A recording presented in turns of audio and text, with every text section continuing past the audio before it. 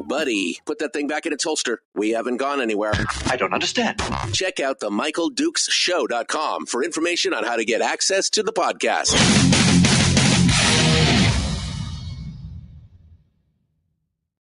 The Michael Dukes Show. I have 2 guns, one for each of you. Firearms Friday. As Thomas Jefferson stated, it is the right and duty of the people to be at all times armed. Say hello to my little friend. I say that the Second Amendment is, in order of importance, the First Amendment. The right to keep and bear arms is the one right that allows rights to exist at all. The Michael Dukes Show. The right to keep and bear arms shall not be infringed. Firearms. From my cold, dead hands. Friday. Here's my rifle, this is my gun, this is for fighting, it's for fun. Firearms Friday. Firearms Friday, your chance to sound off on issues of a 2A nature right here on the Michael Dukes Show, broadcasting live across the state of Alaska on this your favorite radio station and or FM translator, and around the world at MichaelDukesShow.com on the internet. Hello, my friends, and welcome to Friday, that one day a week that we get a chance to dedicate to the Second Amendment, discussions of a 2A nature, gun culture, laws, firearms, everything else. It's going to be a fun show today. We've got a lot to cover, and we're going to be joined in just a moment by Dr. John Lott, who is the president of the Crime Prevention Research Center, also, of course, the author of a plethora of books, including More Guns, Less Crime, The War on Guns, and many others. Also, of course, he is a prodigious writer with articles in everything from the Wall Street Journal to townhall.com to the Washington Times, and he's a Fox News contributor. The guy is everywhere. He's just good. And he is very good when it comes to statistics and numbers. Today, we're going to be talking with him about the FBI's crime data and the problems with the FBI's crime data. And what does that mean for Americans? What does it mean for governance? What does it mean for all of us when that data can be used and held up, especially if big portions of it could potentially be flawed? We'll talk with him about that here in just a minute. We'll also talk with him about the latest case in New York City, where a concealed carry holder was in his own business establishment and they were being robbed, and they attempted to stop 2 criminals, the owner of the business and his brother. An altercation broke out. They started to be attacked by the criminals, and it spilled out onto the street, onto the sidewalk outside the store. And in the course of events, the store owner discharged his firearm, which was in his hand at the time, struck one of the criminals. He is now facing up to 7 years in prison for discharging grievous bodily harm, a bunch of other stuff, for defending himself, his brother, who was being attacked at the time, and trying to stop these 2 robbers who apparently this was not their first robbery at the location, and et cetera, et cetera. People are pretty outraged. And, but the DA there is, he is unswayed so far by the arguments being made by the public. Although we know that public sentiment can swing, and we'll talk with that about that with Dr. Lott here in just a little bit. Some other stories, of course, continue to burble up and about, and I know many of you probably are still reeling from the decision last night that came out late yesterday on the trial of Donald Trump. And while you may know that I'm not a huge fan of Trump overall, I think this trial has been an absolute train wreck because of the nature of the the potential crimes, what they're saying was done. It's I'm not a lawyer, but I've been reading a lot of legal analysis on it just because I'm kind of fascinated by watching what's happening. And I fully feel that on appeal, this case is going to be overturned, and that the Democrats may have overstepped themselves on this, because this is truly a political issue. This is not really about crime. This is about tarring and feathering your opponent. And as much as I dislike the style and some of the choices of Donald Trump, I don't believe that anybody deserves to have the full force of the government brought down on them the way that this is going on. And I'm a little concerned about it, but I think it's going to backlash. That's about all I'm going to say about it, because, again, I'm not a national news commentator, but I will say that I think they may have bit off more than they can chew on this one, and that it may come back to haunt them. And we'll see. We'll see what happens on that, and we can talk a little bit more about that next week if you want. But today we're focusing on our favorite discussion, which of course has to do with firearms. So that's coming up. We'll talk with Dr. Lott and take some more. Oh, and then we'll finish up later today with Willie Waffle from wafflemovies.com. And we'll be ready to rock and roll. That's going to be the whole shooting match. I hope you are ready for the weekend and got everything that you want to do done and or getting done. I know that I've got more honey-do lists and making sure lawnmowers are running and everything else, but if it was anything like it was yesterday, it's going to be a nice weekend to go out there and get some stuff done. All right. Let's hit on a couple of the headlines that I think are pretty interesting right now. There is a call from several people, including Rajit Singh, who writes for bearingarms.com, talking about, and townhall.com, talking about the ability to ship ammunition via the Postal Service. In fact, Rajit wrote an article here recently talking about cloning the pro-abortion states' Shields law and translating that into ammunition. The idea is that the pro-abortion states can undermine the anti-abortion states' laws by shipping abortion pills. And the USPS has said it won't it basically won't enforce any kind of private enforcement on the shipment of these pills. And so the idea was, well, if they can do that with that, why shouldn't pro-Second Amendment states copy the idea and send, be able to ship ammunition? There's some different problems with that. The ammunition is, of course, is part of guns. It's, which it's not regulated in exactly the same way, although I will tell you from anecdotal and experience with people who have direct experience with people who have attempted to do this in the past, it can get you on the radar of the government if you decide to try and buy and sell ammunition. It's a tough deal. And of course, you can't ship ammunition through USPS because it is a violation of federal law. It doesn't really have to do with the state-to-state component of the federal law. Ammunition can be shipped using private carriers like UPS or FedEx, but they are also concerned about the legal risks of things like that, especially shipping them from a pro-gun state or a pro-2A state, and then, say, dropping them off in, New York City. That would be a big deal for a lot of people. Why is USPS not allowed to ship ammunition? The theory is that live ammunition is classified as hazmat, hazardous materials, and therefore they're barred from shipping it.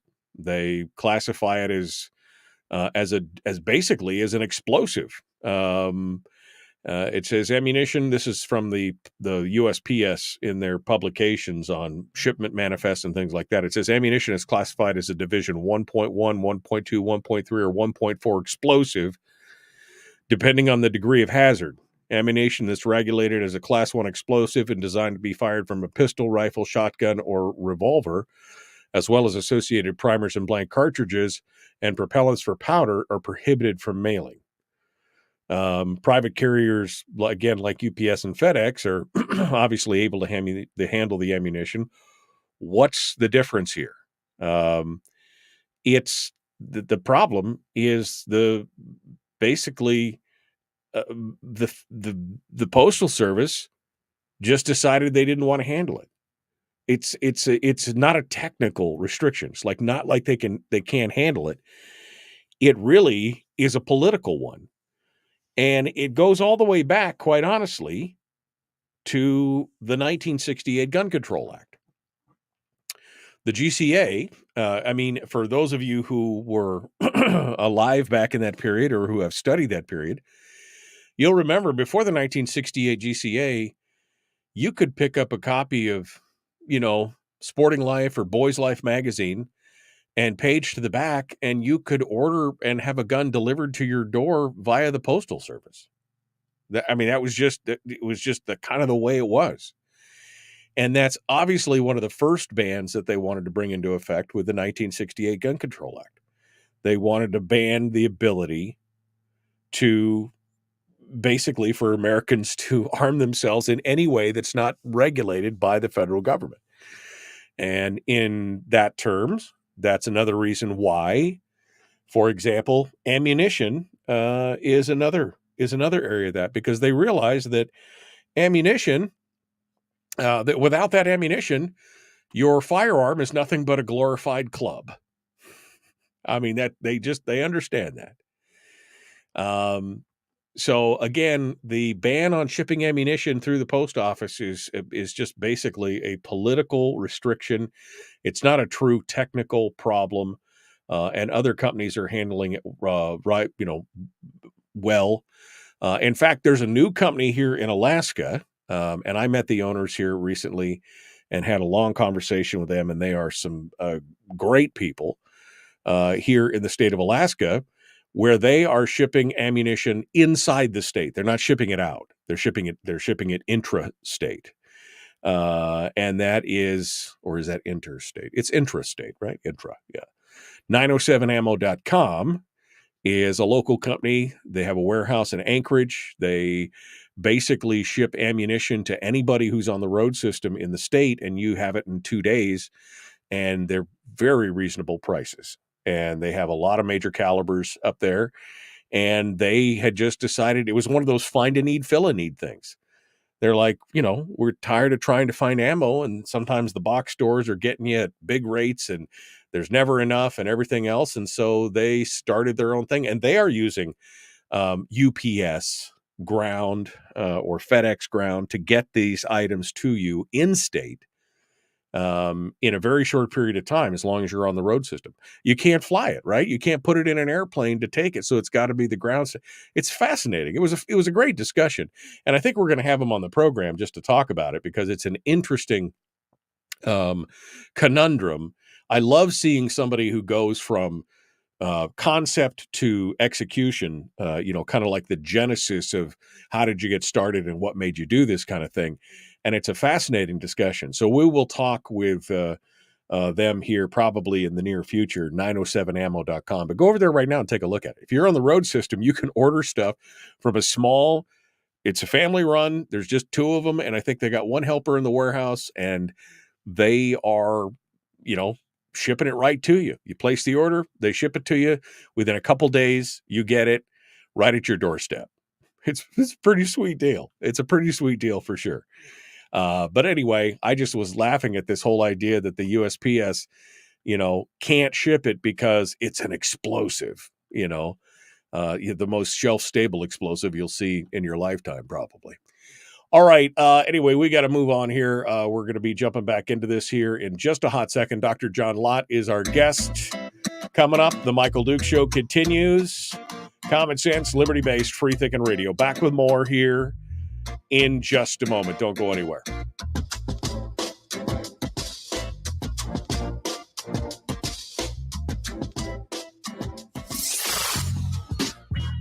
What is that? Common sense. Regularly heard on American radio. Michael Duke Show. Radio. Okay, we're in the break right now. Ready to go on. I see Dr. Lott is getting all set up here in the green room. He's getting his camera and stuff all set up, getting ready to go. We're going to be talking to him here in just a second. And once he gets squared away, we will sit down with him and discuss his latest articles in the other thing.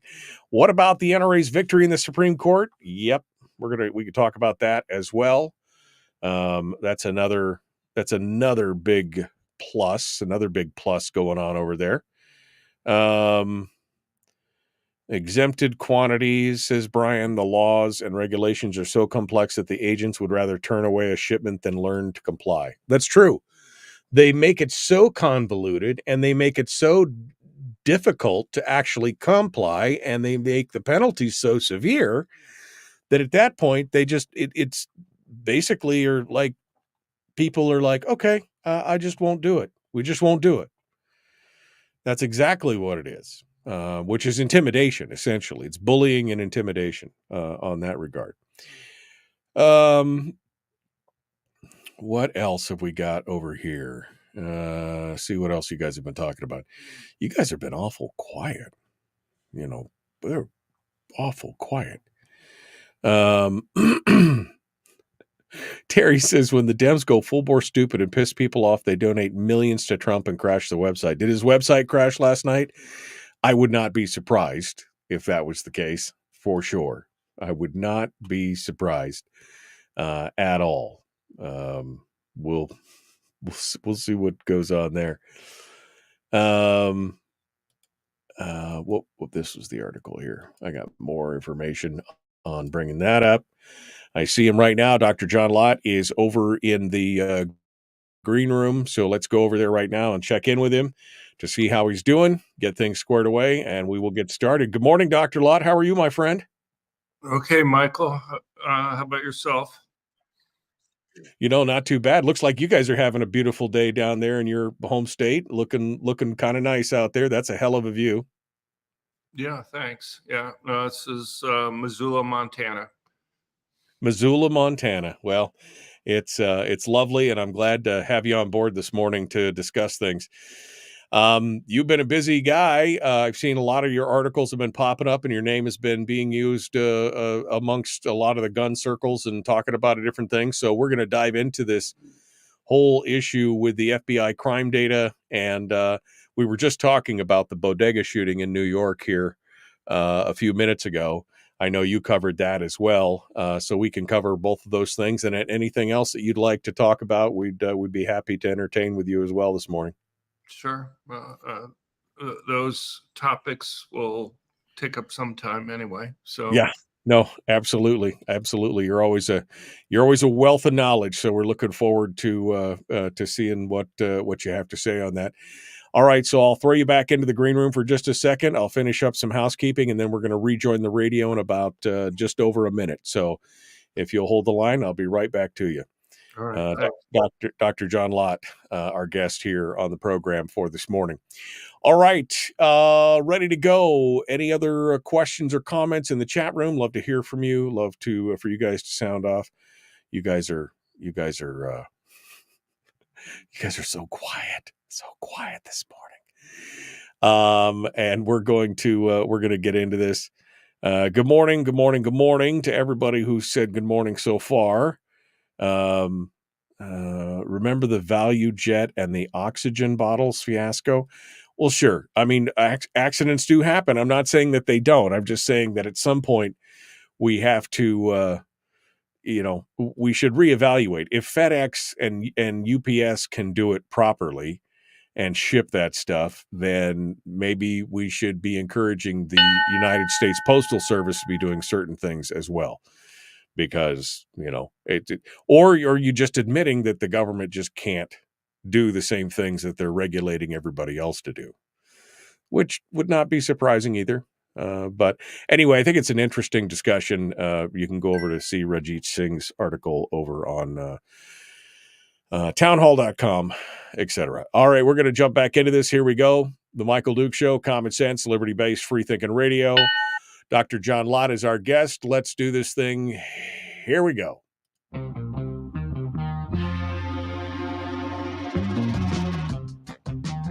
The Michael Duke Show. Seriously humorous with a pinch of intellect.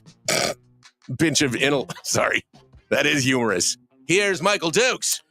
Boy, that guy is so mean. I don't know what I did to him, but he just doesn't like me. All right, well, let's continue on here. Our big guest for today is Dr. John Lott, President of the Crime Prevention Research Center, also the author of several books, including More Guns, Less Crime and The War on Guns, and many, many more. He also writes prodigiously. He's contributed to Fox News, and townhall.com, Wall Street Journal, Washington Times, just to name a few. He joins us this morning to talk a little bit about the FBI crime data and what it means for us if that data is flawed. And he joins us right now from his beautiful place in Missoula, Montana. We were just admiring the view behind him. It's a beautiful day out there, and we welcome him to the program. Good morning, Dr. Lott. Morning. Great to talk to you. Oh, it's always good to talk to you, sir. I appreciate you what you do and all the writings you got going on. Let's talk first things first. I saw the first trickles of this data coming in and the discussions. Your article recently about the FBI crime data stirred up some controversy in kind of some of the gun circles and everything else, and amongst regular people outside of that. Let's talk a little bit here about how the victimization report and the uniform crime report, two separate different entities that usually mesh up, are now starting to diverge. What you see as a statistician and as a guy who follows this, and of course as president of the Crime Prevention Research Center, let's talk about how the divergence of that is troubling and may point to other things. Let's start there. Right. Well, I think what people don't understand completely, I think they have some idea about how law enforcement's collapsed in this country, but the collapse is kind of much more startling and much worse than I think most people realize. You take something like the largest cities in the country with over 1 million in population. We've seen this across the board, but just as an example, in the 5 years before COVID, 44% of violent crimes result in arrest. That started falling in 2020, and by 2022, it was down to 20%. So it's over a 50% drop in arrest rates from before COVID to 2022. That's a huge drop. I've never seen anything even remotely like that in the 70 years that we've had the FBI uniform crime data available for. And that has implications. One is it's made it so it's not very difficult or costly for criminals to commit crime. But, you have to, first of all, recognize that most crimes aren't reported to police. About 42% of violent crimes are reported to police, about 32% of property crimes. And so if you look at arrests as a percentage of total crimes reported and unreported, only about 8% of violent crimes in those cities result in arrest, and only 1% of property crimes in those cities result in arrest. And of course, not everybody who's arrested gets charged. And so what you've seen is at the same time that you've seen this huge drop in arrest rates and conviction rates, it's not too surprising that you may see an increase and a large increase in crime rates that occur. Anybody who lives in a major city in the United States, even in many other places, can see that if you go to a CVS or a Walgreens store, they have everything behind glass. You have to go in and call somebody over to go and open up the glass there so that you can go and shop. Then they have to stand next to you as you go and read the packages on the things there. People know that that wasn't the case a few years ago. It's not like these stores, want to go and do this. It's just that things get stolen so much that they have little option. I mean, this is very costly for them to go and set up that type of protection to try to reduce theft in the stores. Right. And so one of the things that we've known for a long time, is not only that most violent crimes aren't reported to police, but we also know that the rate that people report crimes to the police depends upon whether or not people think there's going to be an arrest, whether they think the people who committed those crimes are going to be caught and punished. And so it's not too surprising also to find that the rate that people are reporting crimes to police has changed over the last few years.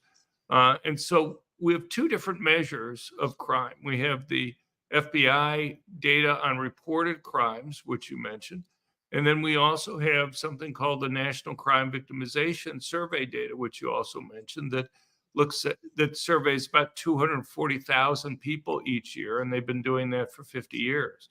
And that's the whole reason why we do this massive survey each year, is to try to get a measure of reported and unreported crimes. And the two measures, as you say, have completely diverged. The FBI, in 2022 showed a 2% drop in reported crimes to police, but the National Crime Victimization data showed a 42% increase in violent crimes.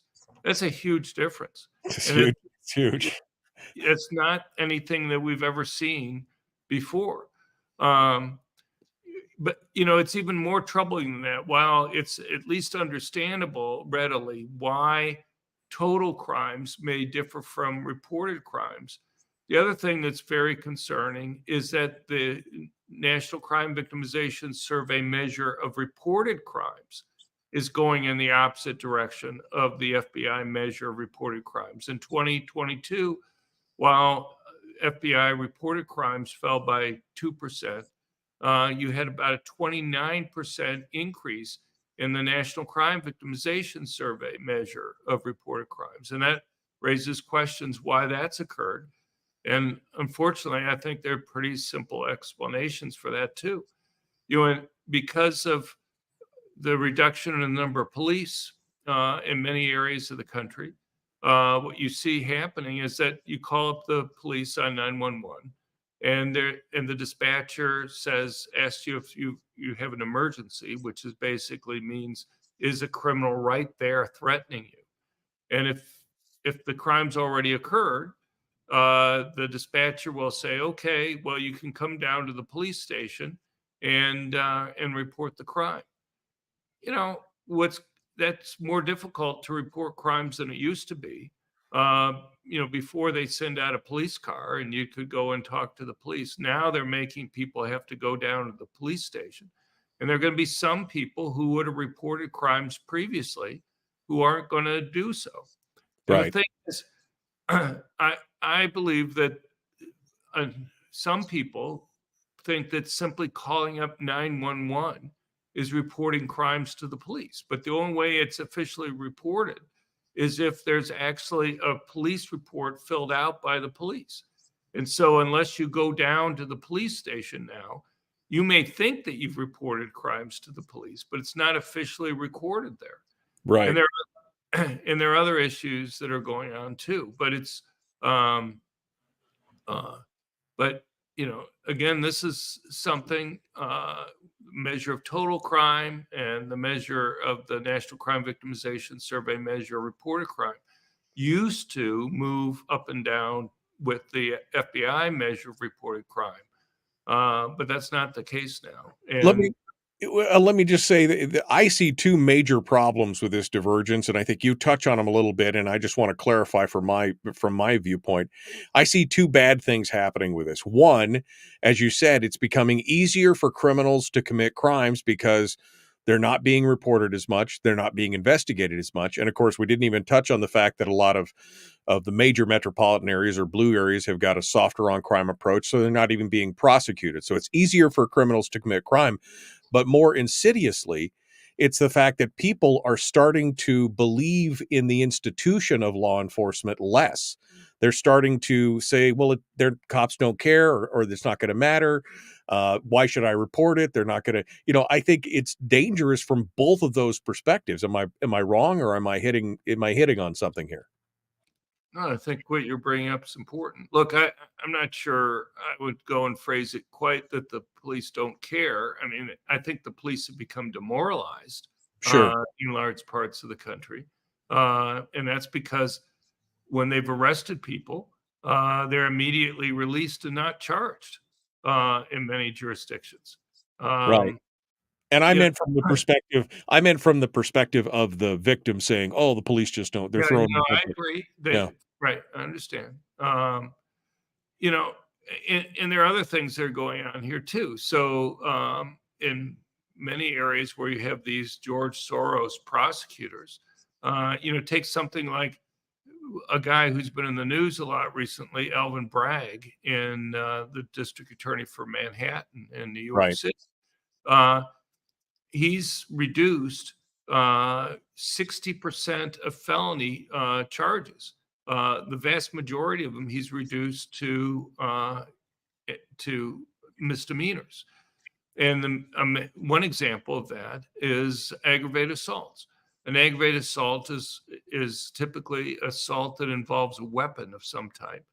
But you have these district attorneys who are refusing to go and prosecute gun crimes by criminals. They'll go and prosecute gun crimes by otherwise law-abiding citizens if you make a mistake. Right. But and they support strict gun control, ironically. But the problem is that they'll take what would have been a felony aggravated assault and remove the weapon part of it and instead charge them with simple assault. And that also creates a gap between the FBI data and the national crime victimization data. And the reason is that the FBI data that they report only includes aggravated assault. It doesn't include simple assault in their numbers. And so what happens is that the National Crime Victimization Survey, which calls up 240,000 people a year, will go and ask you a long series of like 40 questions about when the crime occurred, who the criminal was, the characteristics of the criminal, what happened, and then finally, did you report the crime?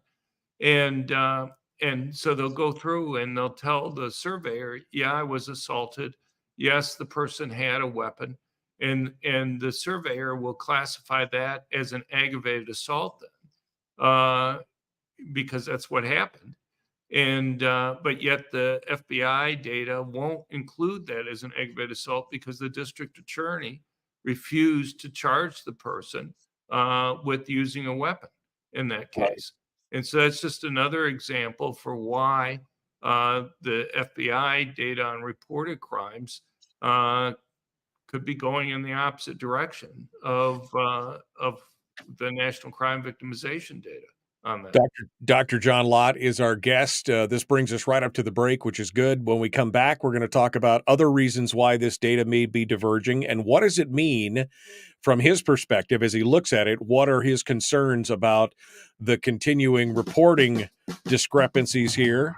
What does it mean for the country? What does it mean for crime prevention? And more. It's Dr. John Lott, the president of the CPRC, the Crime Prevention Research Center. You can find out more about them at crimeresearch.org.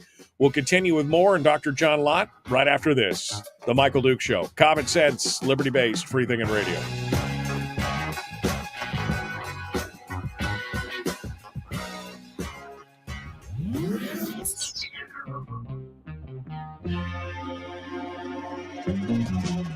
Running on 100% pure beard power. Oh, also some coffee.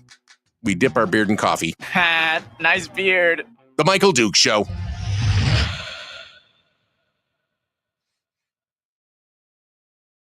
Okay, we're in the break. Dr. John Lott is our guest with this. You mentioned Alvin Bragg, and I mean, oof, man, that guy's got so much to answer for right now.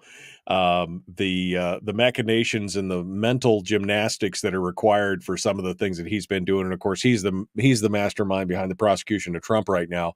And although I'm not a huge fan of Donald Trump, I am just aghast at what has happened to him in regards to this court case. And I think the backlash from this is definitely going to be more than they anticipated. But, Bragg and others have been, they're trying to basically, again, twist the law into some semblance of what they believe is right or the truth, or this utopian society where we don't prosecute people for felonies. We plea it down to misdemeanors, as you point out.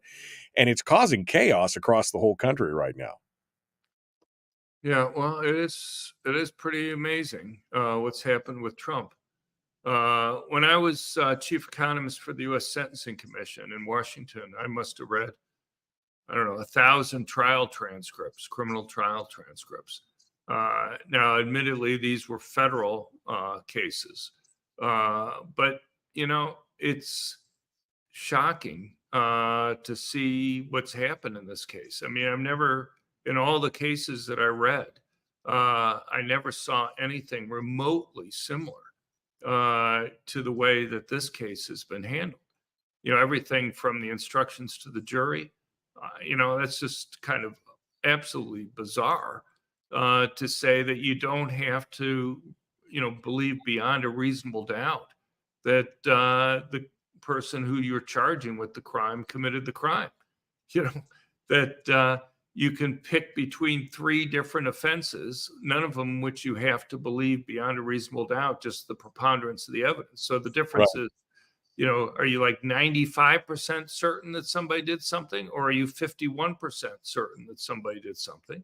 And, there are several different ones you can have here, and some of you can pick one, and some of you can pick another, and some of you pick another one that's there.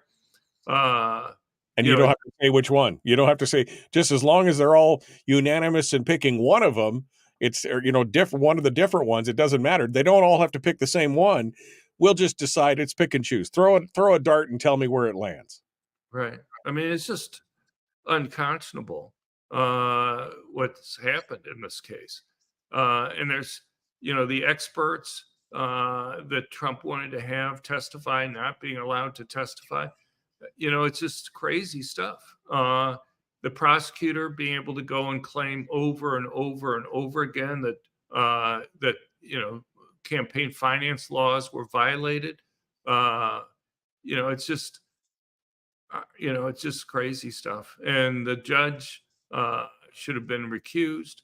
The fact that his daughter makes millions and millions and millions of dollars, tens of millions of dollars from being able to go and work for Democratic candidates who are using this trial to go and fundraise is just, I mean, one doesn't even know where to start with Right. all bizarre things that are there. Oh, well, I said it to some of my friends and my wife last night. I said, look, this is going to be appealed. I believe that when it, maybe there's a change of venue, I think it will eventually be overturned, but the damage is done. This is what they wanted to do. But I think the backlash might be something that they don't necessarily expect. I mean, this is purely political. They had to manufacture stuff as far as trying to connect the dots in these 3 different potential violations of law and everything else. One of them was like, it wasn't only a felony if it gets to that. That's why they kept hammering on the violation of election laws, because that's the only felony they could get in there if they did that. And it's a super stretch. Many legal experts have said this is kind of crazy, but here we are. It's all about the politics, and that might come back to backlash on them, I think. Well, I mean, I hope you're right. We'll have to see. You can look at things like election betting odds, and what you see is that the race tightened up a little bit last night after the conviction came down. It wasn't a huge amount, but I think it's probably the best snapshot that we have by looking at the rate that people are willing to bet on the outcome of the election. And what you find is that there was about a 7 percentage point swing in Biden's favor. Trump was still ahead, but not by as much as he was beforehand. So, Right. he was basically ahead by about 9 percentage points, whereas before he was ahead by 16 percentage points in terms of likelihood of Right. winning. Well, but at the same time, his website crashed. $100 million raised overnight. So, Right. I mean, I think it's going to motivate the base more than anything else. It's going to be interesting to watch. I don't normally cover national politics, but I'm fascinated by what's going on with this, and it's fascinating to watch. But let's get back into the UCR and the victimization report and the divergence and what does it mean. We're continuing right now. Dr. John Lott, The Michael Duke Show, common sense, liberty-based, free-thinking radio. Here we go.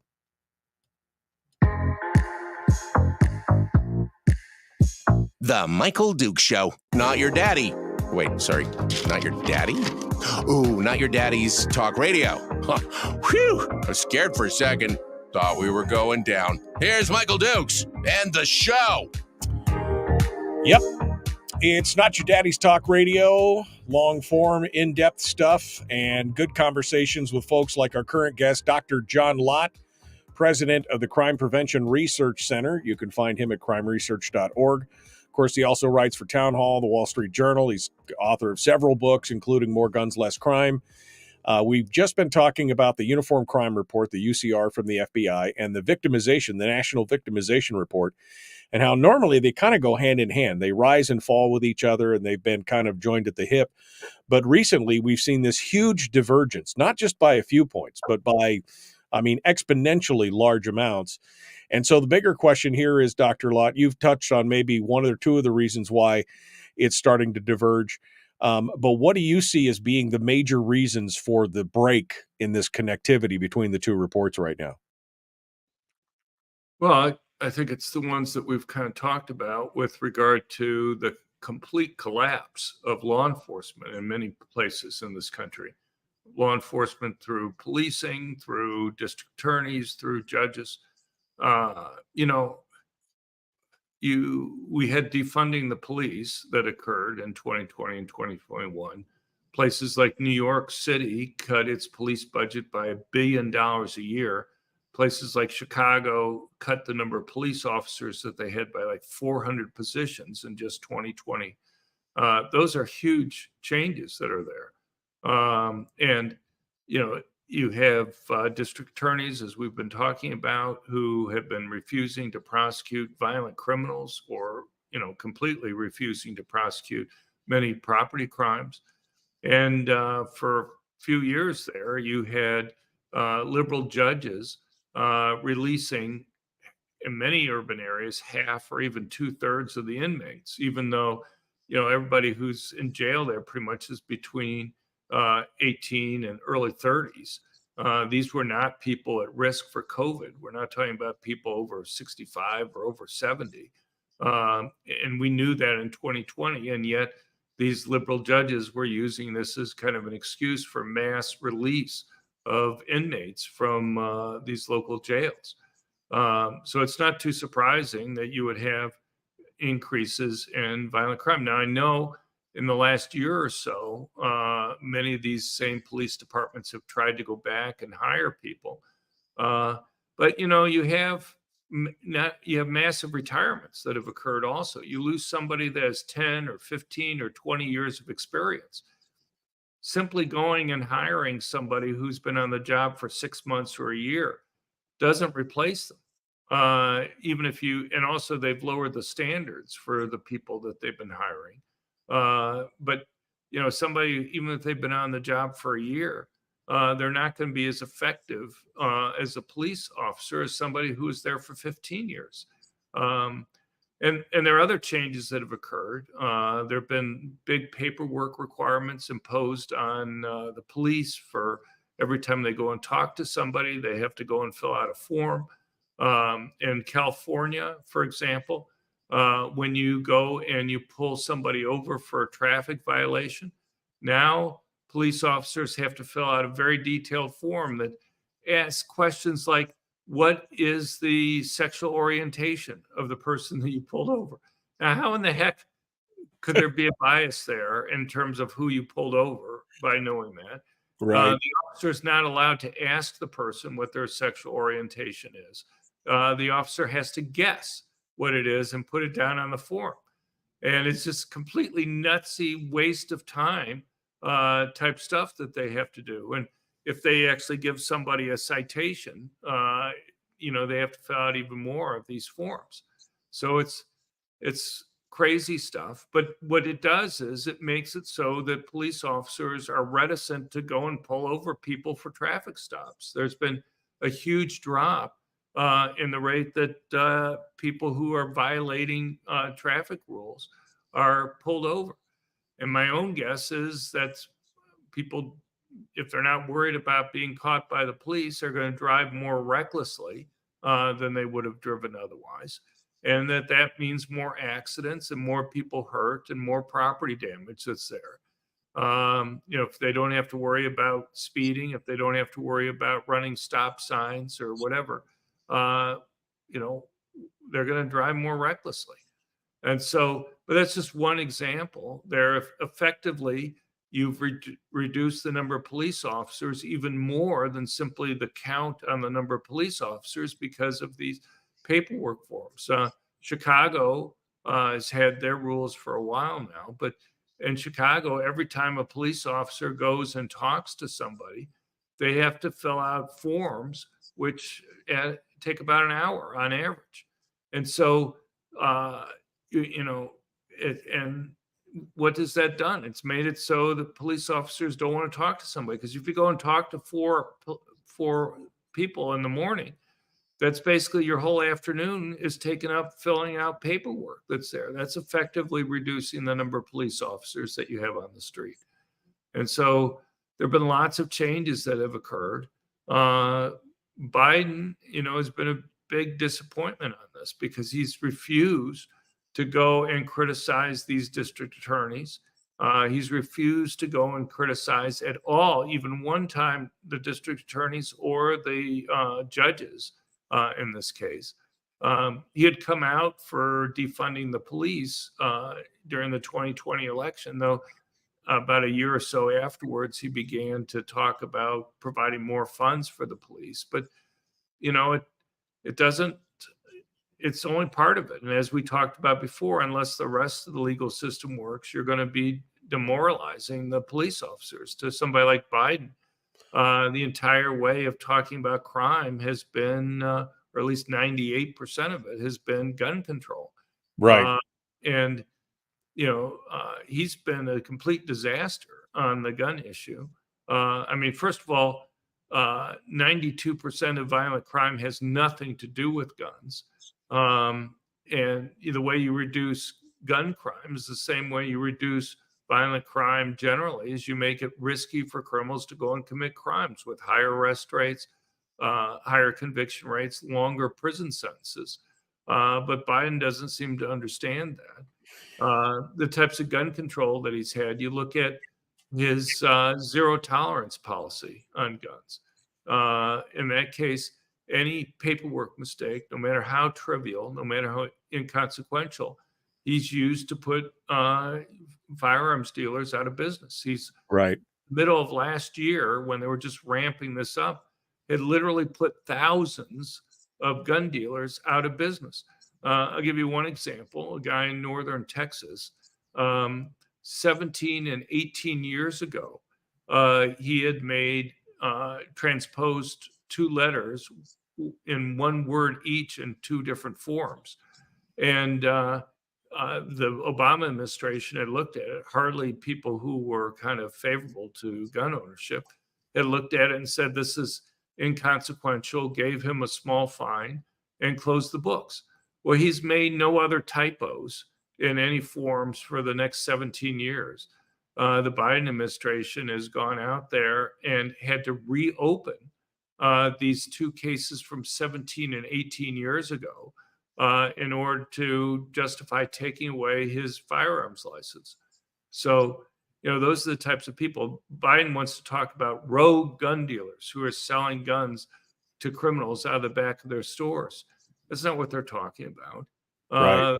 if they have evidence of that, fine, go and prosecute them. Take away their license if you have evidence of that. But instead, they're going after people who make a tiny, completely inconsequential paperwork typing mistake. Right. And so, And we've seen this before on the program. We've handled people like Red's Trading Post in Twin Falls, Idaho, where they were under the gun from the ATF for putting Y instead of yes, or N instead of no, or abbreviating the county name or something like that. And they were getting dinged for things like that they easily corrected, but immediately put them in the crosshairs. That was 15 years ago, and they're still fighting those kind of things out. Like you said, it's ridiculous, minor paperwork violations that are not intentional and not criminal in nature, but they treat them as such. We're down to the last 3 minutes here or so, Dr. Lott. The problem with the divergence here, one of the other problems is, of course, people can then misuse some of this data and from the FBI and basically say, oh, this is working or that is working. What does it mean for the American people in the long run as if this divergence continues, and what does it show for the American people?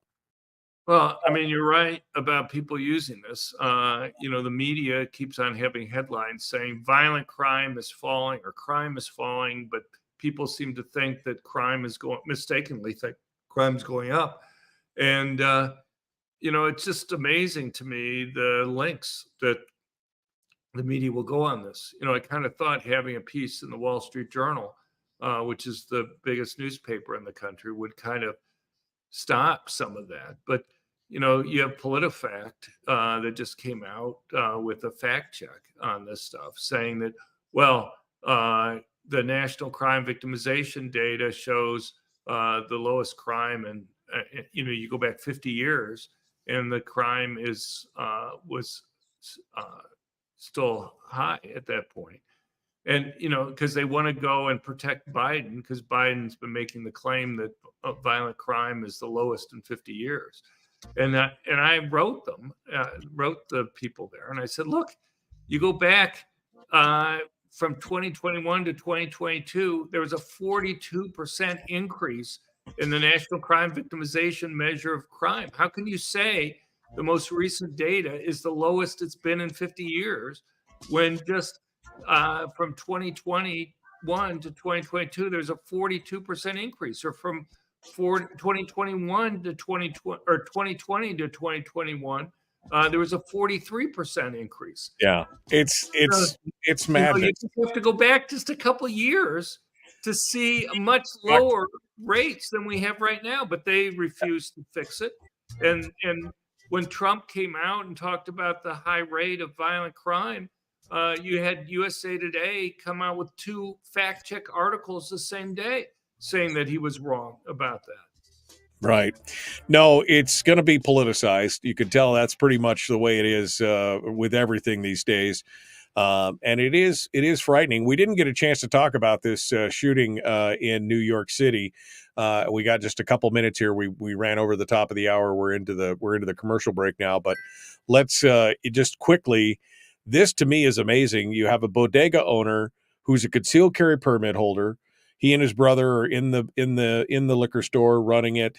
They get robbed. They catch the thieves red-handed. It turns into an altercation, spills out onto the sidewalk. One of the perpetrators is assaulting his brother. He goes to defend his brother, has a pistol in his hand at this point. The gun goes off. The criminal gets shot. They're both charged. Both criminals are charged, but then they charge the gun owner with a crime that is, I mean, he's the one that's getting the worst end of this deal, and he's just defending himself.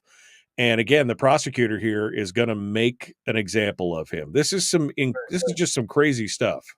Right. So the criminal in this case, who left the store, came back, assaulted the employee brother that was there, moved away, came back and started kicking and hitting him again. He's just charged with petty theft. They didn't even charge him with assault, which is unbelievable. I mean, the guy was punching and kicking the other person. The reason why the brother came over is Francisco Valerio, who's charged with this. He's facing 7 years in prison. But the person who engaged in the assault is facing a maximum of 364 days in prison. It's just crazy that they can't even charge the attacker with assault. Yeah, no, it's and again, I think this is kind of a big middle finger to gun owners everywhere. Here's a guy who's licensed, he's got his concealed carry, he jumped through all the hoops, he's in his own place of business, he's trying to protect his brother and or his employee. His brother was his employee, and from all this. And you don't even need to focus on the gun issue. You have Jose Alba, people probably heard about this Right. bodega worker who was viciously assaulted by an ex-con and who in self-defense used a knife to go and protect himself. He ended up in jail for a while before Alvin Bragg, because of the negative publicity, finally dropped the charges against the individual.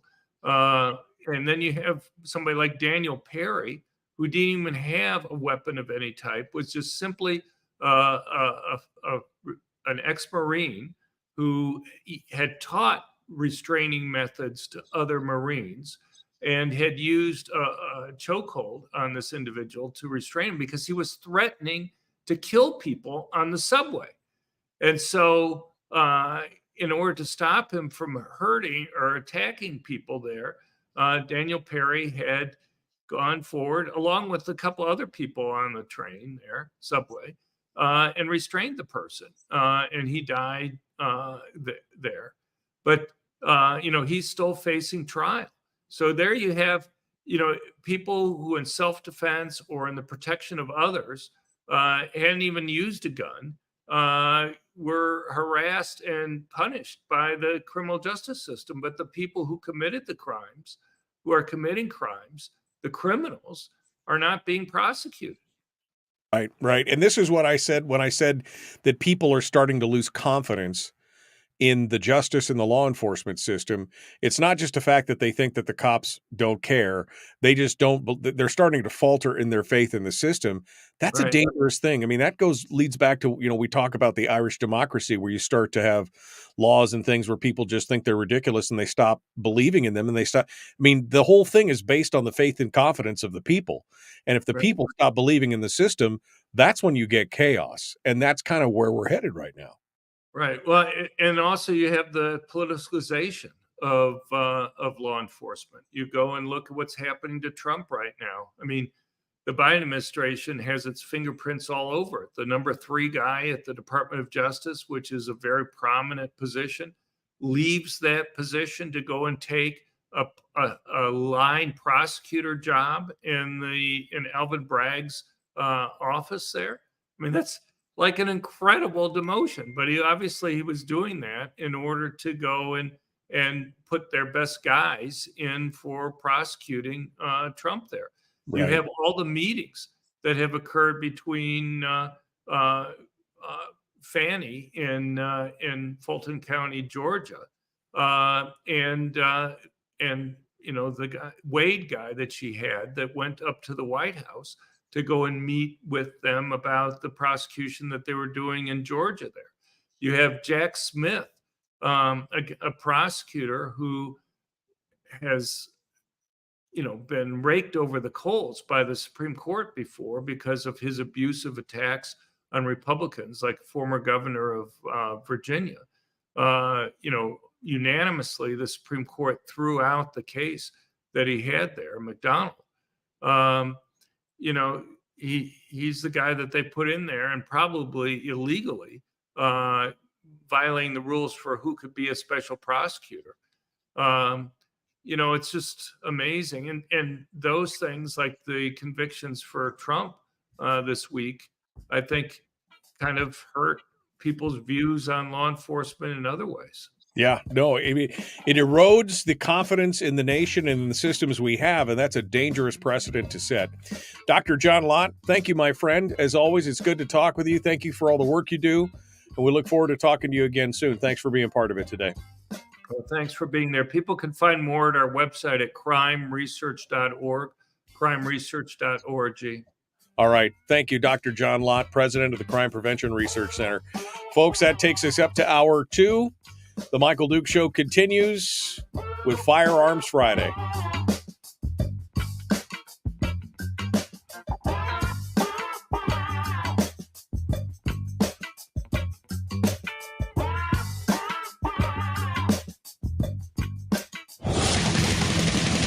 Whoa, buddy. Put that thing back in its holster. We haven't gone anywhere. I don't understand. Check out the MichaelDukesShow.com for information on how to get access to the podcast. The Michael Duke Show. I have 2 guns, one for each of you. Firearms Friday. As Thomas Jefferson stated, it is the right and duty of the people to be at all times armed. Say hello to my little friend. I say that the Second Amendment is, in order of importance, the First Amendment. The right to keep and bear arms is the one right that allows rights to exist at all. The Michael Duke Show. The right to keep and bear arms shall not be infringed. Firearms. From my cold, dead hands. Friday. Take my rifle, this is my gun. This is for fighting, it's for fun. Firearms Friday. Firearms Friday, your chance to sound off on issues of a 2A nature right here on the Michael Duke Show. It is the one day a week that we dedicate to firearms, the Second Amendment, and everything else. It's a good time to come in and join us and be part of it today. Thank you for being with us. Apologies, at the end of the last hour, Dr. Lott was just downloading on us there and giving us a lot of information, and unfortunately, we ran over the top of the hour there. My apologies to finish up. If you want to catch the final words of Dr. Lott and our conversation during the break, you can go back and listen on the podcast, which is available anywhere that you find podcasts, including, of course, things like Spotify. And you can go back and listen to it there. It was a good discussion with Dr. Lott, and we appreciate him being on the program today to discuss it. Hour 2 of the big show. We're going to continue on with discussions on the Second Amendment and guns. We're also opening up the phone lines right now. We'd love to hear from you on any topic related to firearms and the Second Amendment today.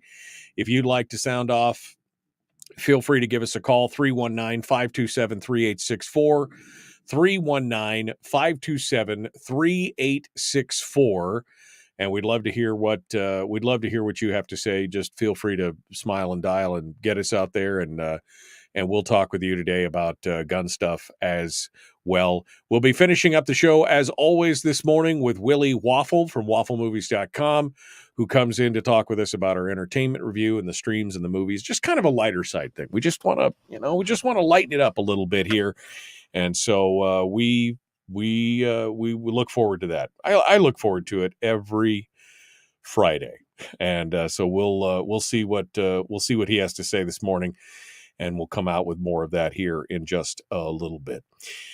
So, of course, we just kind of went through some of the bad news, some of the things that are going on. The long and the short of our final chat with Dr. Lott was that the problem with the divergence in the Uniform Crime Report and the National Victimization Survey is this: it leads to more doubt, and it leads to a loss of confidence in the foundational systems that make this country operate. Most importantly, the rule of law and order. When people start to doubt that, when they lose confidence in that, and they couple that with things like lack of confidence in our electoral system, where there's many people who have a problem with the confidence in our electoral system, or the lack of faith in the Congress, of the financial stability of the country.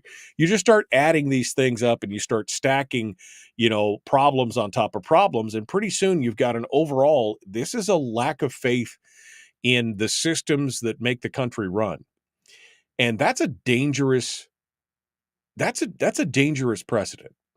It really is. I mean, we talk on this program about the idea of an Irish democracy, and that mostly comes from a legislature that passes laws that people just don't comply with because they're ridiculous, and that in turn causes a lack of faith in the legislative system. Just another one of the systems that's had a loss of face and a loss of confidence. But as those things continue to go on, it promotes chaos. Dr. Lott talked about it. Criminals now not being penalized or having lesser sentences. They're not hindered. They're not being induced to stop the crimes because the penalties are not there.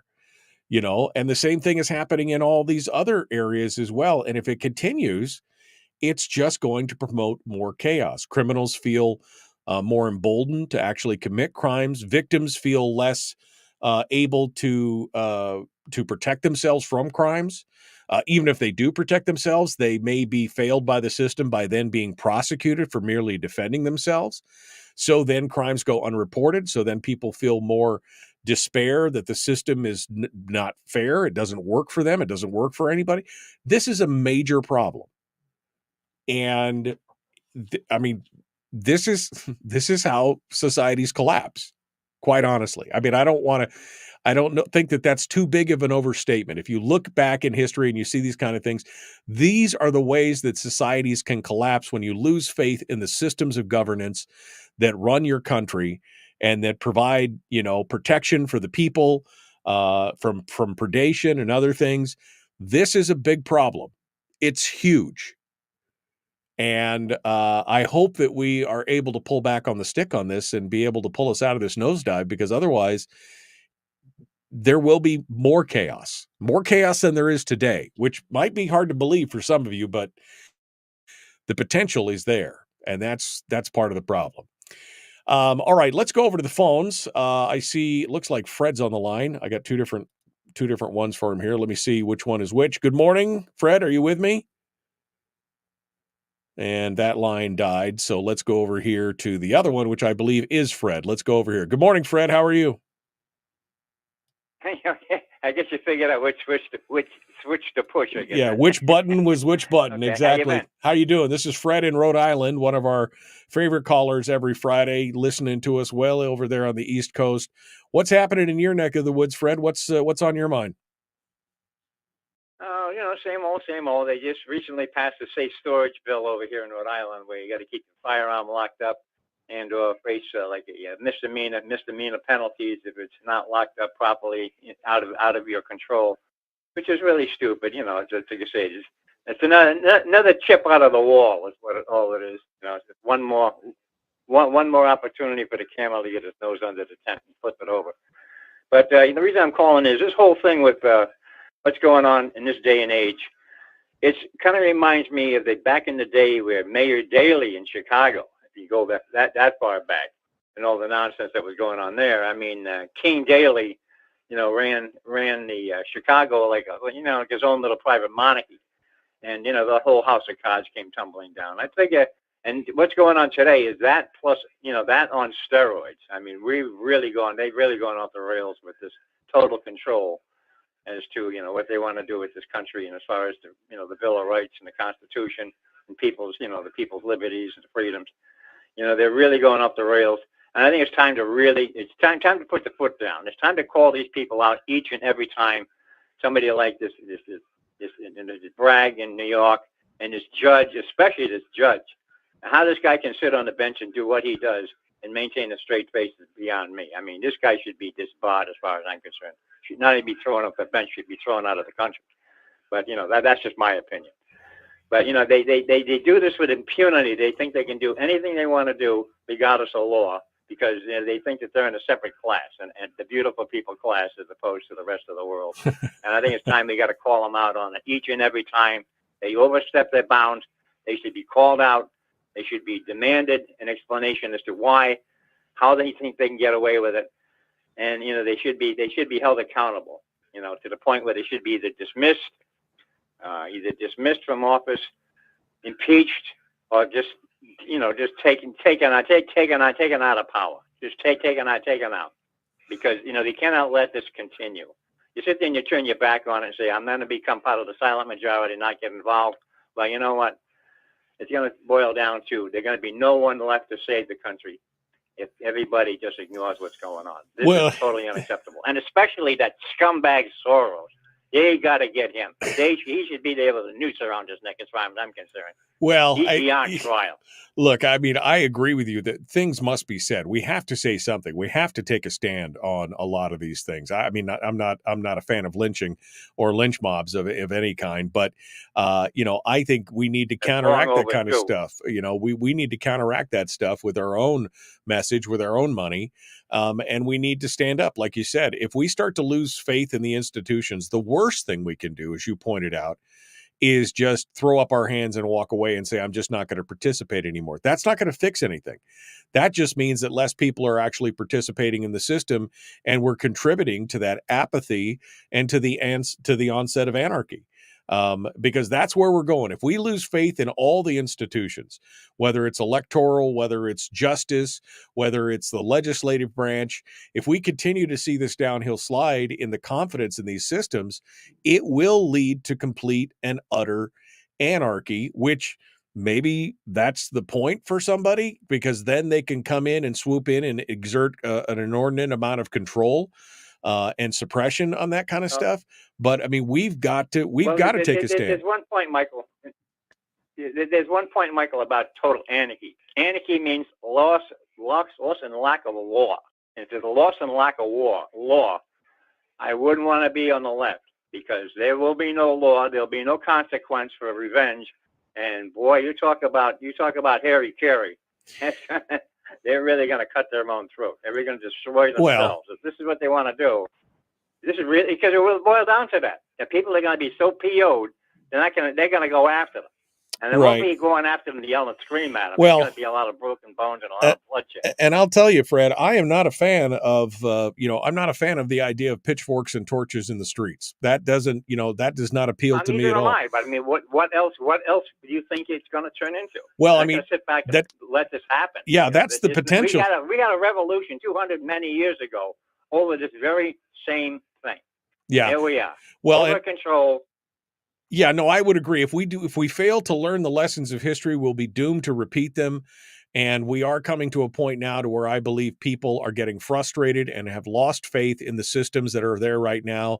And that leads, like I said, ripe for anarchy, for chaos, for violence.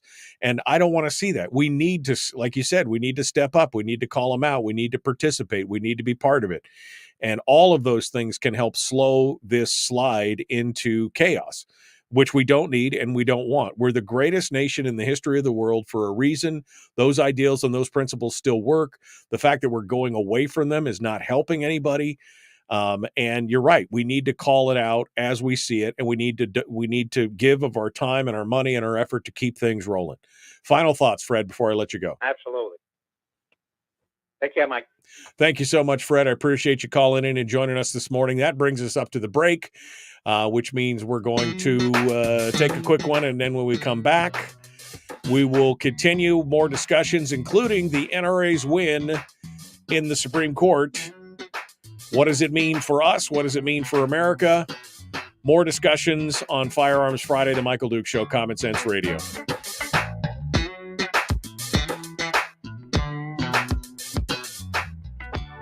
We're broadcasting live through a series of tubes. Allowing all of these entities to provide streaming stuff going on the internet. Well, it's kind of hard to explain. Sorry. Streaming live every weekday morning on Facebook Live and MichaelDukesShow.com. Okay, we're in the break right now. Fred did have a lot to say. Because Terry said, bet Fred has a lot to say today. And you're right. You're right. That's exactly it. Brian says with a loss of confidence in the systems of the country, you could end up with people taking justice into their own hands. And again, that is my fear. That's what I'm afraid of. I know that there's some people out there that's like, well, we're just going to throw a revolution and we're just going to. Well, the problem is, of course, is that, not that I disagree that could be coming, or that we're due for some radical change in the country, maybe to go back to more of the foundational principles. But the idea, if you've seen any modern day revolution or civil war, you understand how nasty, ugly, painful, destructive it is. I would like to avoid that if possible. If we can do, if we can do it through the system peacefully and bolster confidence in what we're doing, that's a much better answer than anything else, right? I mean, I'm not one to shy away from a fight, but at the same time, I want to be smart about it. We've got to pay attention. We've got to call this stuff out. We've got to show you can't be soft on crime and expect crime to go down. You can't defund the police and expect that, that law enforcement is going to continue to be able to do the job that they've been doing, whether you think that's good or bad. We can't let bad police officers continue in these positions. There was just another article up yesterday, day before. $1 million settlement with a guy in California who reported his dad missing. His dad had walked away from the house with a dog. Dog comes back, no dad. Guy goes to the police station. He's worried.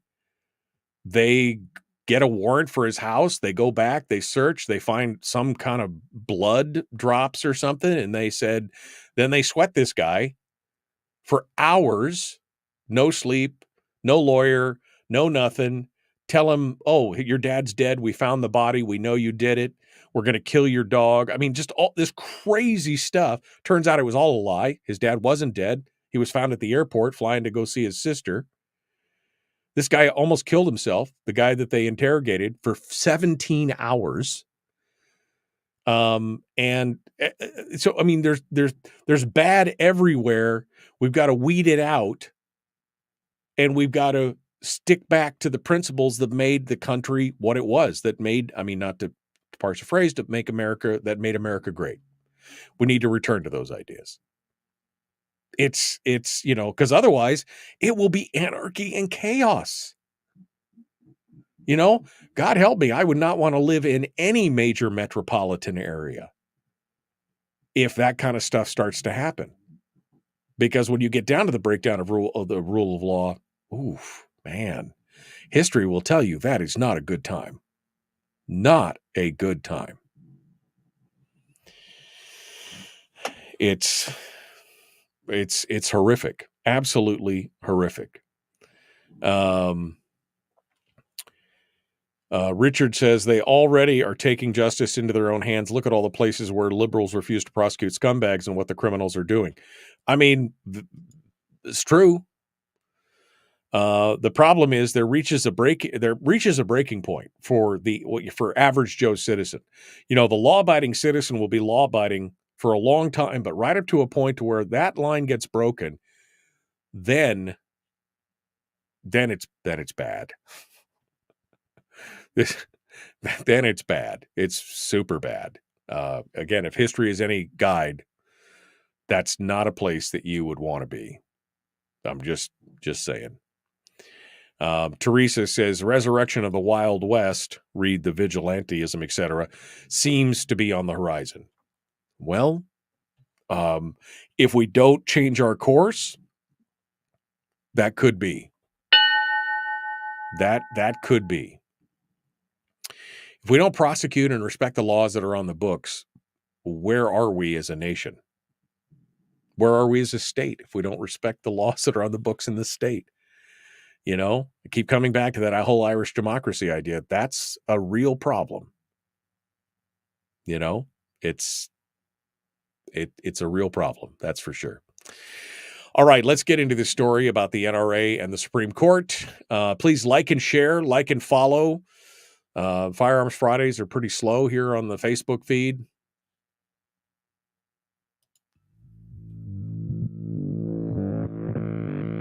Public enema number one.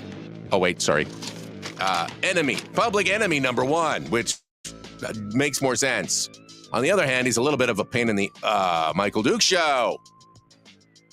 And here we are, continuing on with our discussion of Firearms Friday.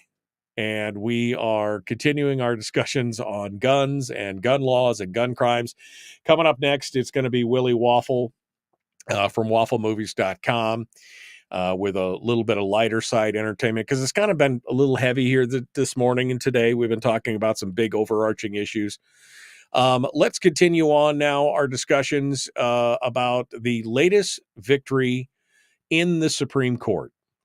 And it's from the NRA. Now, the NRA's been under fire. Their reputation's been a little tarnished. They've had some internal problems. The whole debacle with Wayne LaPierre and more has come to a head. But on yesterday, the NRA notched a massive win in the Supreme Court in an unheard of, almost unanimous decision of 9-0. SCOTUS ruled in their favor. The case all came about from a former New York State Department of Financial Services Superintendent, Maria Vullo, who essentially was trying to warn businesses away from working with the NRA because the NRA held the wrong politics. Now, this goes back to things like Operation Choke Point and these new credit card codes that designate things like firearms and ammunition sales and everything else. It is the it's not bootstrapping. What do they call it? Jaw jacking.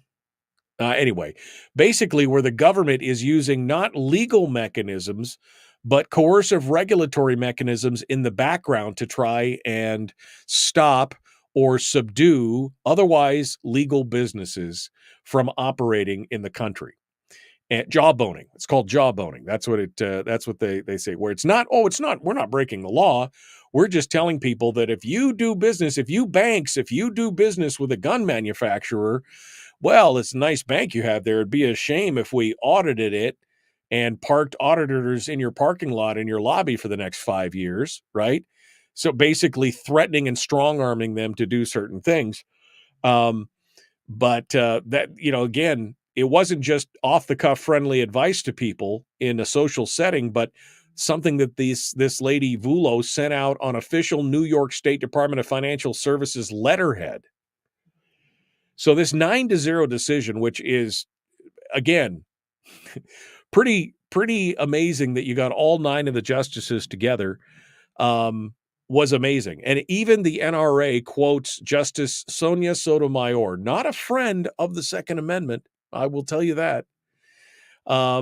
She was quoted in the NRA statement that said this is from the statement from the NRA. The opinion of the court written by Justice Sonia Sotomayor states 6 decades ago, this court held that the government entity's threat of invoking legal sanctions and other means of coercion against a third party to achieve the suppression of disfavored speech violates the First Amendment.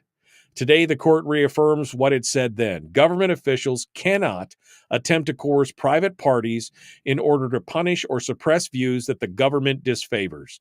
The petitioner, National Rifle Association, plausibly alleges that the respondent, Maria Vullo, did just that.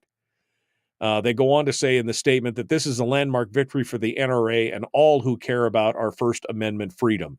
The opinion confirms what the NRA has known all along. New York government officials abused the power of their office to silence a political enemy. This is a victory for the NRA's millions of members and the freedoms that they define. In the opinion, Sotomayor writes that Vullo was free to criticize the NRA, but could not wield her power, however, to threaten enforcement actions against regulated entities that the New York DFS regulated in order to punish or suppress the NRA's gun promotion advocacy. This was not really a Second Amendment issue in that regard. This was a First Amendment issue, so much so that the ACLU was in court supporting the NRA side of this case. Even they recognized the dangers of having a governmental entity, because remember, the power changes hands every now and then, and you get somebody in office who may not be a fan of the ACLU's movement. They realized this was a First Amendment issue from the get-go. It just happened to trip up over a Second Amendment. That just happened to fall into the basket on the way to the checkout line, right? There's a huge amount of this going on. And again, going back to Operation Choke Point, the same kind of behaviors were going on with Operation Choke Point. The fact that they would be like, oh, federal regulators are here. What do you guys want? Well, you got a really nice business here. And it'd be a shame if we had to show up with, IRS and ATF and everybody else to show up and comb through your records because you were doing business with a gun manufacturer or a gun distributor or a gun store or anything that's pro-gun. That'd be a damn shame, wouldn't it? Just nod if you agree. Okay, good. So now we understand each other? Oh, good. Not if you agree. This is a huge problem. The threats and the coercion by government. And again, not even being subtle about this. Maria Vullo chick, not even being subtle about it, not pressing him at a cocktail party, not talking about it in quiet rooms, sending it on the letterhead of the government. It is it's astonishing, the arrogance of these people utilizing the tools of government as a bludgeon. Going back to what we've just been talking about here in the last hour and a half of loosing and reducing the confidence in the system. When you see something like that, whether it was the NRA or some other group, in your heart that's wrong. That the government, because it can't legally stop something, it will coerce things in the background. Take out guns and say it was something else. Say it was liquor. Say it was an automotive manufacturer or some widget or doodad. Take out the gun component of it. And if you saw that happening to any other company or organization, you'd go, well, that's just not right. People know it's just not right. Again, it's this thing in New York where the bodega owner is being robbed, his employee being attacked. They fight off the robbers, and one of the robbers gets shot with a legally licensed concealed carry pistol. And now he's facing jail for protecting his employee, from protecting his business. People look at that and they go, well, that's not just right. That's just not right. The store owner who was attacked and defended himself with a knife. He moved back to the Dominican Republic. He was so shattered by what happened. He moved to the Dominican. The American dream is dead. I'm going to move back to the Dominican Republic. People look at that and they understand what is right and wrong, but there is a cadre of folks out there, mostly people who believe in what I lovingly call the narrative. That narrative being the only way society can move forward is with the direct, benevolent intervention of government. We just couldn't do it on our own. We need government to guide us and to direct us and to control us. They don't say control, but basically to control us. And of course, those same kind of people are very much the kind of people that want to be part of the ruling class, and they want to belong, and they want to be part of that whole esprit de corps of the people who are movers and shakers and making a difference. So they join government. And so it's kind of a self-fulfilling prophecy of where we're going to do it for your own good. We're going to tell you. That's why guns and Second Amendment has been such a thorn in the side of these people for so many years, because they need, the direct benevolent intervention of government. That's the only way we can move forward. And you people won't do what you're told, and you've got guns to protect yourself. So we need to take the guns out of the equation so you can do what you're told. I'm boiling it down to the basic essentials here. But that's the kind of mindset of many people who are in the government. I'm not going to say all. Some people are there just to do a job. Some are just believe in public service. Some of it's just a paycheck. But there are a vast majority of people who believe that only with the direct benevolence of government can we prosper and move forward as a society and as a people. And they want to be part of it. And if you don't want to get with the program, they want to make you get with the program. Hence, people like Vullo exercising the power of her office unlawfully and now getting a spanking in a 9-0 decision. 9-0. Is this going to stop it, this kind of behavior? It might slow it down. I don't see it stopping it because, again, remember, just because this has been decided, they could still do it and then face the court cases and the court battles later, because remember, who's picking up the tab on this? not the individual worker bees, not the individual bureaucrats in these discussions. The governments are picking up the tabs on these kind of cases. I mean, it's a $2 million case to go before the Supreme Court. Ask John Sturgeon how that worked out. So they could still do this stuff. And then when they do get caught, they're shielded from having to bear the consequences personally by the governments, because the governments are paying the bill. And so it might slow some of this stuff down, but it's not going to stop it. Remember Don Young's old comment, it's not my job to gauge the constitutionality of the law. We just pass it. It's up to the courts to decide. That's not how it's supposed to work. It's not how it's supposed to work, but that's where we're at today. It's kind of scary in that regard. All right, we got to go. We're going a little bit early here. We got Willie Waffle coming up. WaffleMovies.com, The Michael Duke Show, common sense, liberty-based, free-thinking radio.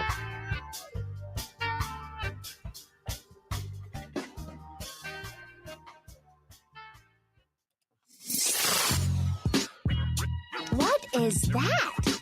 Common sense. Regularly heard on American radio. Michael Duke Show. Radio. So, am I making any sense here today? I feel like I'm kind of got my teeth into something here, but I don't know. Is what I'm saying making any sense in that regard? That we've got a culmination of problems, but essentially at the base core of all these problems is the fact that we're eroding the confidence in our systems, in our systems of government. And I'm trying to, I don't think it's necessarily by design that there's some overarching Machiavellian puppet master that's making it happen. I mean, maybe there could be, but I just don't see there to be enough court, but it's all kind of moving towards that. It's moving towards that mark.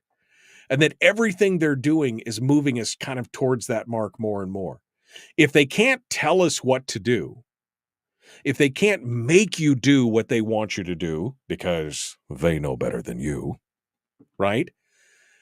Then they'll start to erode. Then they'll start to say, well, fine, we'll just let more criminals out because you're not telling us what, we'll do this. We'll go softer on crime. We'll do all these other things. And I don't know if it's really a one-for-one exchange on that or not, but it seems like if you look at it from the outside, that would be the perfect next step. If you can't get people to do what you need them to do, then you start to erode the societal barriers and make things worse and say, see, if we had done it our way, these things wouldn't be happening to you. Just let Uncle Government come in and take care of it all. It's disturbing. It really is. My phone just buzzed. Hold on a second here. Make sure we got Willie coming up and everything. It's disturbing and it's worrying that this is kind of the direction that we're headed. And I'm very concerned about where we're going. I really am. And I wish there was another. I wish I had another take on it, but right now I don't. This is the take that I have on it, and it's concerning me. It's concerning me. Jill says she says it's very scary. I mean, it is very scary because again, there people like Fred who are calling. I don't want people to die, right? I'm not asking. I don't want people to die. I don't think you should lynch anybody or do anything else. I think that there are people that have an ideal or a plan and they have the wherewithal and the resources to try and make it happen, and they're doing that. I think we should fight back against it with every fiber of our being. I don't want people to die, but I also don't want to lose the freedoms and I don't want to lose, again, the greatest country on the face of the earth. Even with all the warts and boils and the problems, we're still, it's still the best place to live in the world. How do we stop the degradation? How do we stop the lack of confidence in what's going on? I hope by waking people up. But I mean, who am I? Some guy broadcasting from a closet in Alaska. You know, I'm hoping that more people are starting to see what's going on here and not being bamboozled one way or the other by one talking head or another, by one politician or another, by one Muppet or one, narcissist, whatever, however you want to put it. I'm just very concerned about all these things. And I feel like, in taking it back to Firearms Friday, I feel like that the firearms and the right to keep and bear arms is the last line of defense against that madness. That's what it is. It is the last line of defense against all of that.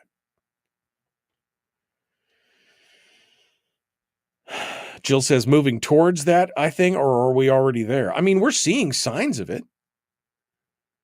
We're seeing signs of kind of that lack of confidence and the degradation of things. It is there. The signs are there. And it's starting in some places and in some areas. We saw it with the riots, the George Floyd riots and other things. We've seen it in, again, the lack of prosecution and accountability for major criminals going on. We've seen it again just in this court case of the NRA where they're being hammered from the outside by government bureaucrats. I mean, we're seeing that. And it's contributing and it's waterfalling this kind of stuff. It's crazy. It's crazy stuff. And we've got to stop it. We've got to try and put the brakes on it. That's all we can do. All right. The line's on hold. We're focused in. We got stuff going on. I need to lighten it up because I'm feeling a little depressed here. We're going to get back to it. Willie Waffle's our guest, The Michael Duke Show. Common sense, liberty-based, free-thinking radio. Here we go. Like, share, subscribe, ring the bell. Let's do it.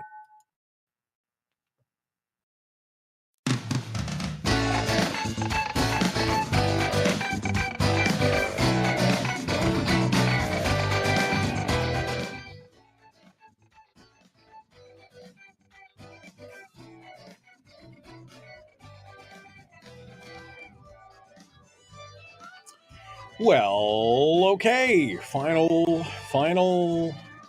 That's it. I'm done. It's Friday. I'm mentally checked out already for the rest of the day. But let me tell you who's the champion of checking out Willie Waffle. Check it out. WaffleMovies.com. Hello, my friend. Hey, there's nothing like trying to just have an easy Friday. I mean, granted, we had a 4-day week this week. Most people did. A lot of people did. Smart people did. But, man, it felt like it felt like a really long week. It felt horrible. And by the time Friday rolls around, I'm just like, how little can I do without getting caught? Yeah, no, that's kind of a feeling. And if I didn't have to do live radio, maybe I'd phone it in. Maybe I would record the whole thing and just, and then I could sleep in or something. But doing live radio is a little bit of a different thing. But I'm with you. What's the least I can get away with on this Friday? You know what I mean? All right. Well, the least we can do on today's thing is to talk about the movies, to talk about the entertainment reviews and news and stuff like that. Dame Judi Dench. Well, there's a problem. I just can't see it. Too soon? Tell me what's going on here. Yeah, no, that was I know, that was rough. Yeah. That was uncomfortable. But yeah, no, here's this. I think it's a sad story. Dame Judi Dench has pretty much admitted that she's having trouble seeing, and it could mean the end of her career. So she was diagnosed with macular degeneration like 10, 12 years ago. And she's spoken that, since that happened, it's been difficult learning her lines and memorizing her lines. She can't always read the script. She often has to, team up with friends who read the script to her so she can memorize her lines and understand where they fit in the show or in the movie or whatever she's working on. And, what really hurts her is that she had or still has a photographic memory that she always relied on. So in her mind, she was like, I could always see the script. Well, now I can't see the script. So it doesn't get into my memory. And she was at the Chelsea Flower Show in London just this week. And she told a journalist she doesn't have any work coming up because she can't even see. Quote, I can't even see. So it sounds like she's ramping it down, and Oh, it's a shame and it's a loss. I mean, she's one of the great actresses of all time. Every time you see her in whatever it is she's in, you get excited. You think it's going to be good and it's going to be better than you would expect it. And we've seen, I think, lately just a group of actors that we've really enjoyed and loved for a long time, all kind of walking away and yeah. calling it quits. And it's sad. I think it's sad. It is. It was because we're getting old, man. We're getting older. All these people that Yeah. we know and love are getting older. They're passing away or they're retiring. It is a shame. I know that they, I mean, she is a gazillionaire. Can't they do cataract or a replacement, corneal replace? I know there's all kinds of things that they talk about, but it's a I'm it's a not tough sure deal. why it doesn't work for her. Yeah, it's tough. Yeah, but I Yeah. mean, maybe there's some roles that for blind people that could. I don't know. It's just such a hard thing. But like you said, I hate to see her go because she has been such a good actress. Yeah, and maybe she's just at the point where she's like, this is a lot of work, and I don't really necessarily have to do it anymore. That's true. That's And true. and she might just be at the point too where maybe she'll just do small stuff. She did a small little role in the silly Will Ferrell, Ryan Reynolds spirited musical movie last year. Right. She was in Belfast, which was, oh my god, if you haven't seen that, you gotta see that. Oh, she was fantastic there. So maybe she's just going to pick and choose and take it easier. And God love her. I hope I can do that someday. Yeah. I think we all do. What, just retire? Boy, that'd be nice, wouldn't it? Just retire. Wouldn't that be great? That's a pipe dream, my It'd friend. be awesome. For me, anyway. I just looked up on my bank account and realized I'm never going to retire. That's just kind of how it works. That's what happens when you're in the private sector, I guess. Self-employed and in the private sector, you're never going to retire. All right. What else we got? The final TV ratings are out, and the good news is bad news for me.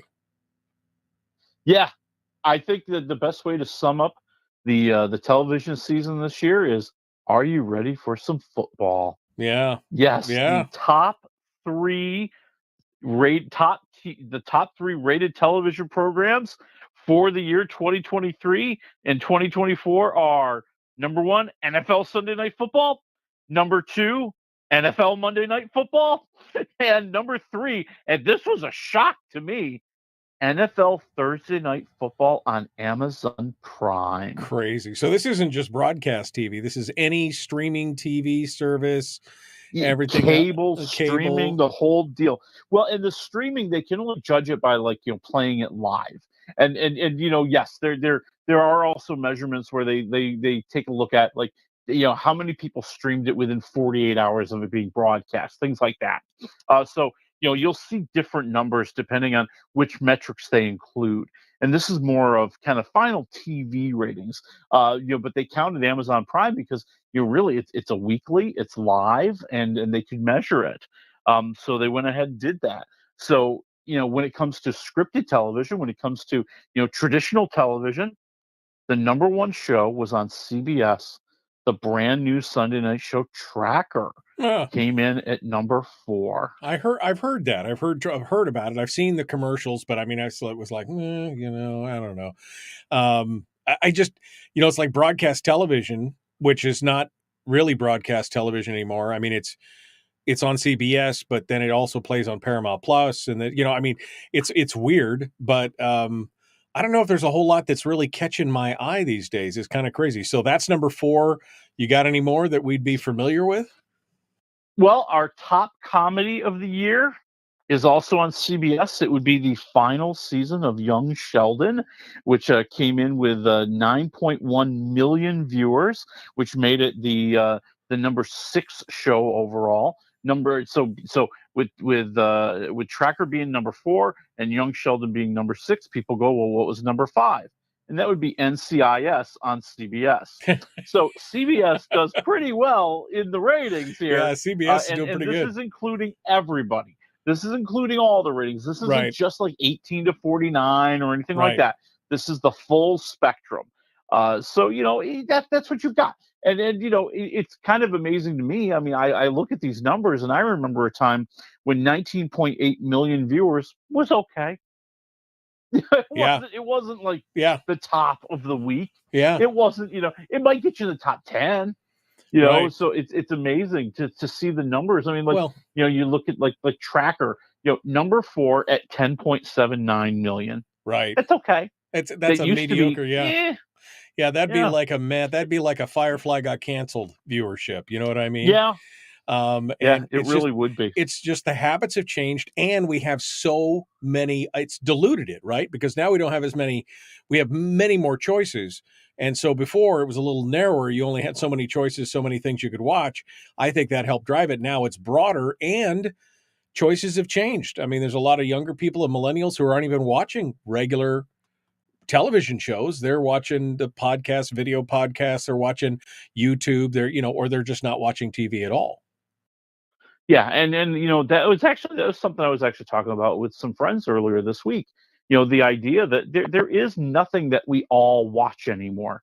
Like, we all used to watch Seinfeld, or we all used to watch, whatever, Cheers, or we all used to watch The Cosby Show. I mean, there used to be programs that just, everybody gathered around. They were appointment viewing, and that's what you wanted to see. And it was so much easier to highlight what was the hot show of the moment, right? Right, When right. Sopranos came out, everybody heard Sopranos is the hot show. Let's check it out. Breaking Bad. I mean, and now, like you said, there's so many things you can't keep track of what's the hot show. Yeah. There isn't just one. There's 10. Good luck. I mean, Netflix usually has 3 or 4 new things every week. Then you got something new on Paramount Plus. Then you got something new on Peacock. Then you got the cable stuff. Then you got your sports. I mean, there's just such a spread out diversity of programming that everything is a niche now. Yeah. Everything's a niche. And of course, you can only get football in one place, so hence it's number 1 in all these slots, because that's pretty much how it is. All right, quickly here, J-Lo. I mean, I'm not going to cry over any of this. I've seen a J-Lo movie. It was, mediocre. I've listened to her music. It's okay. I've just not, but her whole world apparently is falling apart. Not that she's going to cry into her pillowcases full of money, but she ain't doing so good. Yeah, J-Lo's having it rough, man. You know what? Of all the people this week, who had a rough week? Donald Trump and Jennifer Lopez. All right, Oof, Jennifer yeah. Lopez, her marriage allegedly on the rocks. Her album failing to sell. She's failing to sell tickets on her concert tour. They've had to cancel shows. Her movie on Netflix is considered horrible and atrocious. I mean, it's just nothing's going well for her. And now it looks like her plum, wonderful Vegas residency that she was about to sign for $1 million per show might get reduced a little bit. Oh. Yeah, the folks in Vegas have seen the all the things we just talked about, and they went, "We don't think you're worth $1 million a show anymore." And so, what was rumored to be a possible 90 dates in 2025 at $1 million per show at the MGM Grand looks like it's going to be reduced, less shows, less per show. She's not doing very well right now. Yeah. It's a rough time for J-Lo, man. Well, it's a rough time, but even if they cut it in half, that's still $45 million in a year. Yeah, I mean, I would take it. Yeah, I mean, I'd give her your money for that amount of money. That's how it is. But all right, well, no sweat. That's how it is. Let's move over to the movies and the streams, et cetera, et cetera. What do we got? You give them to me. Good, better, best. All right, let's go. Bottom to top. So bottom, summer camp. Yeah, I know it's not as bad as it could be. Okay, but here we are. It's in theaters. It's Diane Keaton, Kathy Bates, Alfred Woodard, playing this trio of friends that used to spend summer away at camp together, and now their old camp is having a 50-year anniversary and inviting all the kids to come back now that they're not kids anymore. And of course, they're going to learn some lessons.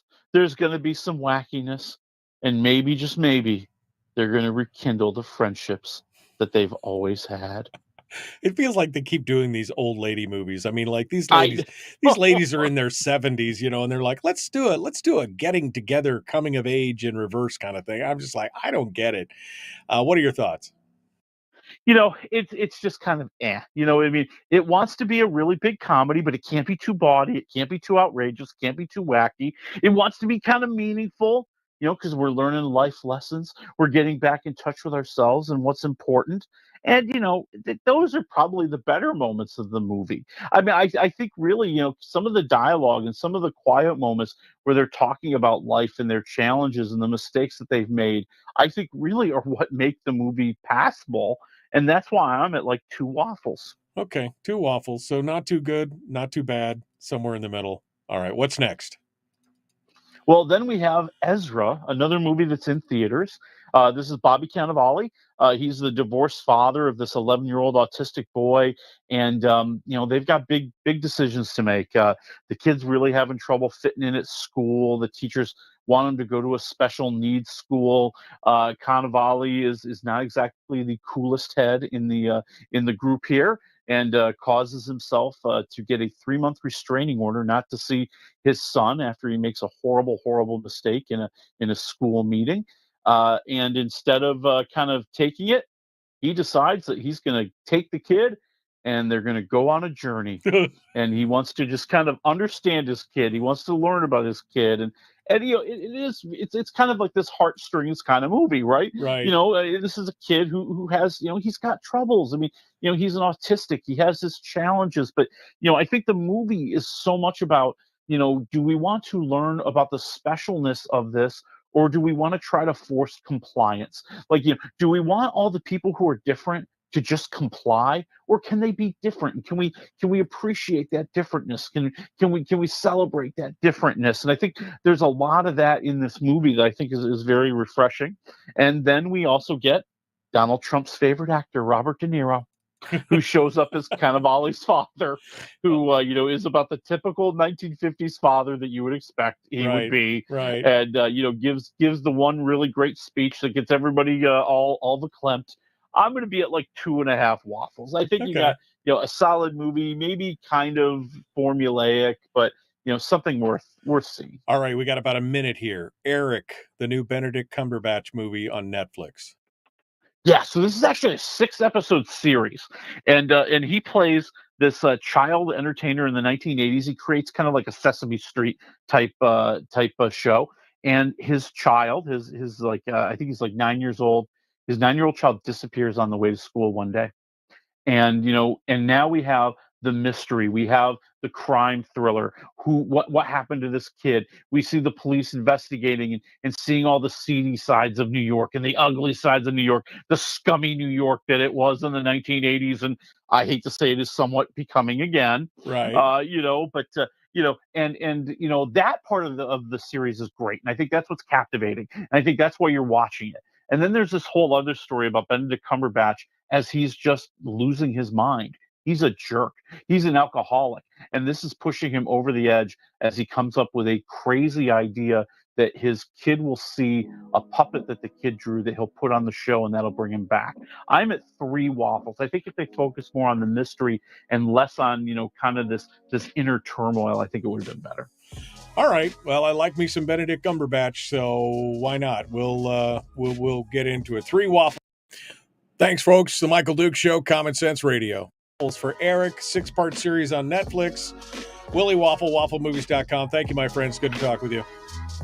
You got it. I'll talk to you next week about Bad Boy. Bad Boys, Ride Bad or Boys. die. What you gonna do? All right, folks, we're out of time. We'll see you Monday.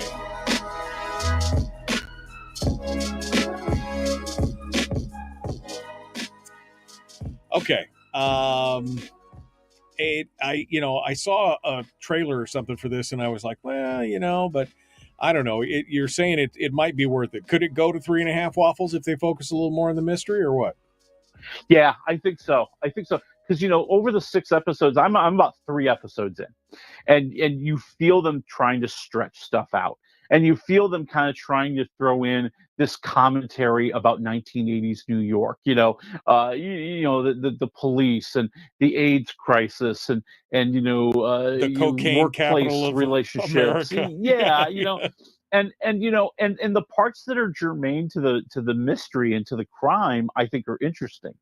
But I think they're just trying to flesh it out with a bunch of of stuff that just isn't needed. I mean, I think they could have cut this down. I think they could have had like a really good, solid, awesome, like maybe 2.5 hour movie, Right. where they really focused in on the crime and the scenes.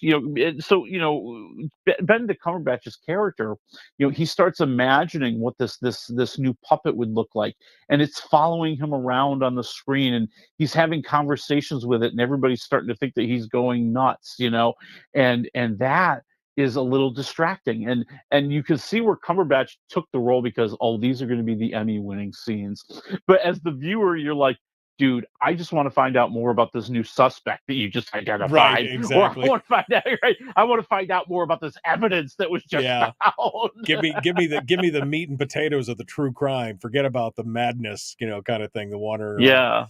Well, we'll see. He is a genius when it comes to acting, so we'll see where he gets on that. But it'll be good. And then next week, as you said, Bad Boys. What are we going to do? Is it a redemption piece for Will Smith, or is it a swan song? Nobody knows at this point.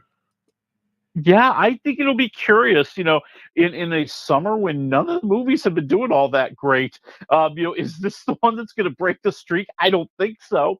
But wouldn't it be surprising if it was? Yeah. What if this was Will Smith's big comeback? I mean, and I hate to harp on it, but I will honestly say there's a part of me that went, yeah, when a man insults your wife like that, you slap him. I mean, yeah. I can understand. Yeah. Until you get the backstory, and then you're like, oh, okay, cuck. What are you gonna do? Yeah. Then you're like, okay, but I mean, I'm with you. It maybe. I mean, I like his acting. I like him as an actor. I don't necessarily like him as a person, but he's done some good stuff. So I would definitely, and I do like the Bad Boy movie. There's just something about them. They're just kind of fun. They're fun. They're raucous and a good show. So, all right. So next week it's Bad Boys, and we will see you. We'll see you then. Anything else? Yeah. Any dirty little secrets you're watching that you don't want anybody to know about? Some kind of reality TV or something? No, the big Star Wars show is going to come out on Disney Plus next week as well, The Acolyte. And I would say the thing that I haven't told anybody about, the thing that I've enjoyed the most, South Park, The End of Obesity, the hour-long special they did for Paramount Plus was quite funny. Yeah. And one heck of a commentary about the American healthcare system. I got to tell you, I've never been much of a South Park watcher, but there have been a few episodes that people insisted that I watch, and I will say they are pretty hysterical. That is good stuff. Yep. All right, Willie, thank you so much, folks. We're out of time. We'll see you on Monday. Have a great weekend.